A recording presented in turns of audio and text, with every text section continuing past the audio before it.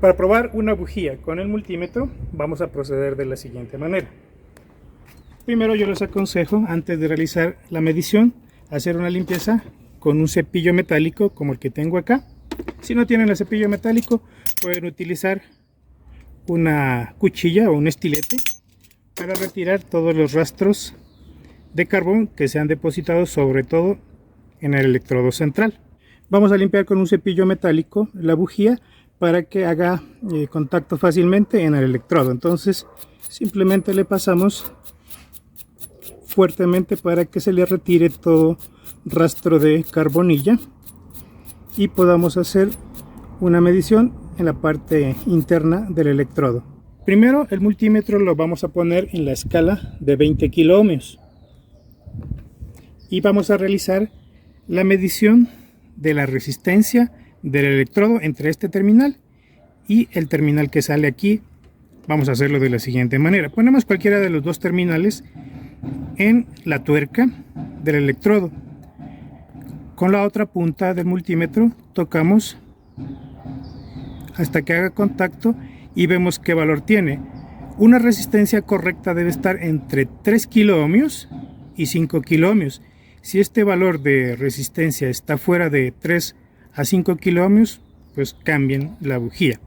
Ahora tenemos que realizar la otra medición, que es la medición de aislación de la bujía. Entonces vamos a realizar la medición de esa resistencia entre el cuerpo de la bujía y el electrodo. Vamos a proceder de la siguiente manera: cambiamos la escala de 20 kiloohmios hasta 20 megaohmios o 200 megaohmios, dependiendo la máxima escala que tenga el multímetro. Lo voy a dejar en 20 megaohmios, que sirve perfectamente. Vamos a proceder de la siguiente manera: uno de los terminales del multímetro lo ponemos al cuerpo de la bujía y el otro lo ponemos al electrodo o a la tuerca del electrodo.